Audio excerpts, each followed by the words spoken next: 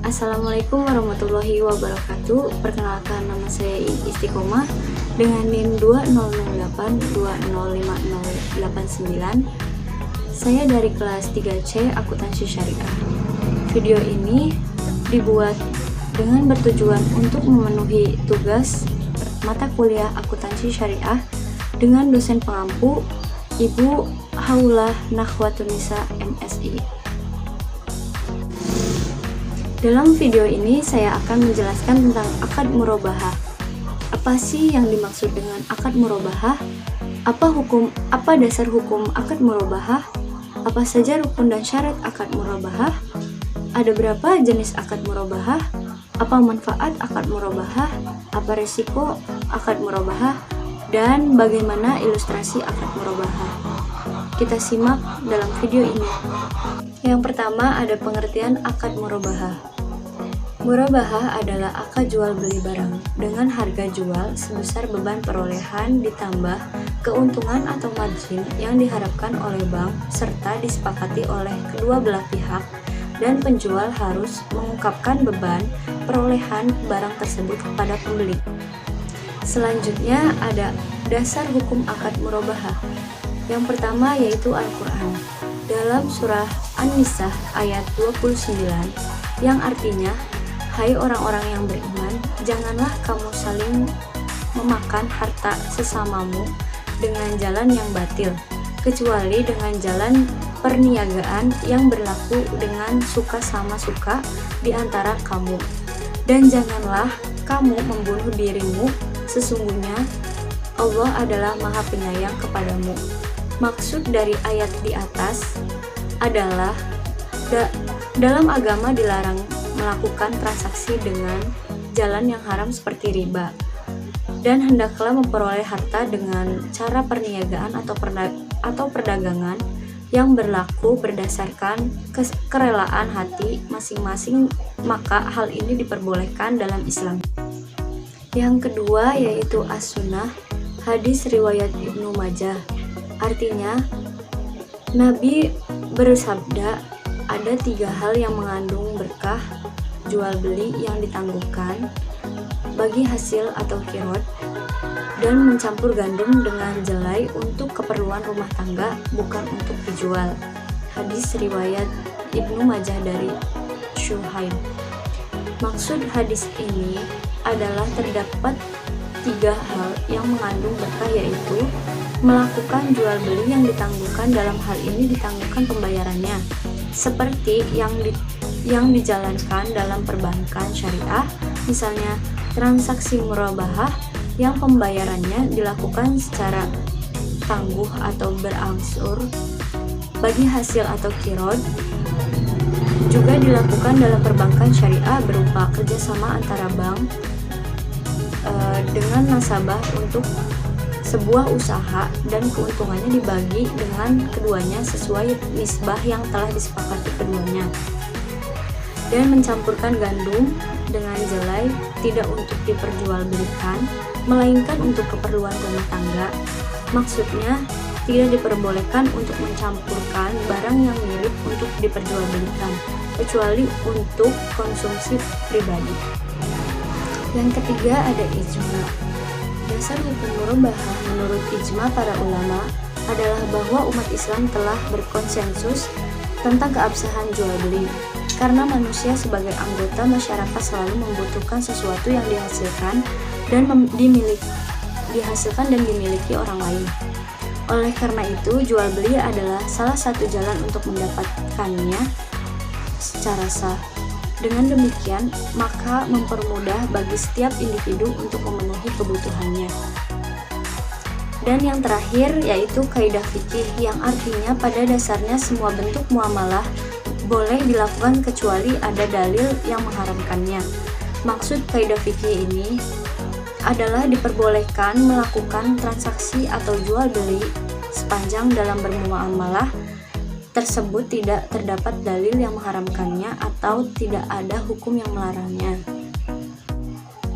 Selanjutnya ada rukun murabahah. Yang pertama, subjek akad atau penjual dan pembeli. Penjual adalah pihak yang memiliki objek barang yang akan diperjualbelikan. Dalam transaksi melalui perbankan syariah, maka pihak penjual adalah bank syariah. Yang kedua, pembeli merupakan pihak yang ingin diperoleh barang yang diharapkan dengan membayar sejumlah uang tertentu kepada penjual. Pembeli dalam transaksi perbankan syariah adalah nasabah. Dan yang ketiga, objek akad atau harga dan barang. Objek jual beli merupakan barang yang akan digunakan sebagai objek transaksi jual beli, sedangkan harga merupakan harga yang disebutkan dengan jelas dan disepakati antara penjual dan pembeli. Dan yang terakhir yaitu ijab qabul. Ijab dan qabul merupakan kesepakatan penyerahan dan penerimaan barang yang diperjualbelikan. Selanjutnya yaitu syarat murabahah. Yang pertama, pihak yang berakad harus ikhlas dan mampu untuk melakukan transaksi jual beli. Yang kedua, objek jual beli barang yang diperjualbelikan ada kesanggupan bagi penjual untuk mengadakan barang tersebut milik sah penjual, berwujud dan merupakan barang halal. Objek yang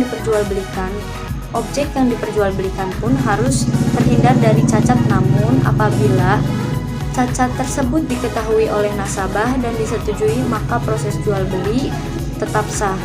Yang ketiga, harga jual yang ditawarkan oleh bank merupakan harga beli ditambah dengan margin keuntungan. Harga jual tidak boleh berubah selama masa perjanjian. Sistem dan jangka waktu pembayaran disepakati bersama antara penjual dan pembeli. Yang terakhir, tidak mengandung unsur kepaksaan, tipuan, dan mudorot. Selanjutnya yaitu jenis-jenis murabahah. Jenis-jenis murabahah terdapat dua. Yang pertama, murabahah dengan pesanan. Dalam murabahah jenis ini, penjual melakukan pembelian barang setelah ada pemesanan dari pembeli. Murabahah dengan pesanan dapat bersifat mengikat atau tidak mengikat pembeli untuk membeli barang yang dipesannya. Dan yang kedua, murabahah tanpa pesanan. Dalam murabahah tanpa pesanan ini, barang yang diinginkan oleh pembeli atau nasabah kepada penjual atau bank sudah tersedia. Jadi murabahah jenis ini tidak bersifat mengikat. Selanjutnya ada manfaat murabahah. Bank al-murabahah memberi banyak manfaat kepada bank syariah. Salah satunya adalah adanya keuntungan yang muncul dari selisih harga beli dari penjual dengan harga jual kepada nasabah. Selain itu, sistem bank al-murabahah juga sangat sederhana. Hal tersebut memudahkan penanganan administrasinya di bank syariah. Lalu ada resiko murabahah. Di antara kemungkinan resiko yang harus diantisipasi di antaranya yaitu default atau kelalaian, nasabah sengaja tidak membayar angsuran. Yang kedua, fluktuasi harga komparatif. Ini terjadi bila harga suatu barang di pasar naik setelah bank membelikannya untuk nasabah. Ketiga, penolakan nasabah. Barang yang dikirim bisa saja ditolak oleh nasabah karena berbagai sebab. Yang terakhir, dijual. Karena bank al-murabahah bersifat jual beli dengan utang, maka ketika kontrak ditandatangani, barang itu menjadi milik nasabah. Yang terakhir yaitu ilustrasi kasus akad murabahah.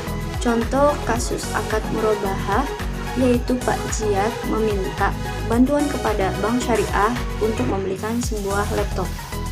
Bank kemudian memberitahukan kepada Pak Jiyad bahwa laptop yang dia inginkan tersedia dengan harga asli sebesar 5 juta. Bank kemudian akan menjual laptop tersebut sesuai harga aslinya dan menjelaskan bahwa bank akan mengambil margin keuntungan sebesar Rp100.000. Jika Pak Jiat menyetujui, maka ia dapat membeli laptop tersebut dengan harga Rp5.100.000 secara tunai maupun kredit dan dilakukan dalam ijab kabul atau serah terima. Dalam pemesanan barang, bank syariah dapat mewakilkan kepada pihak lain atau kepada nasabah itu sendiri. Jadi, yang membeli barang adalah Pak Jiat atas nama bank syariah, tapi transaksi murabahah baru dapat dilaksanakan jika barang sudah dibeli oleh nasabah. Transaksi ini biasa dikenal dengan murabahah bil wakalah. Sekian dari saya, kurang lebihnya mohon maaf.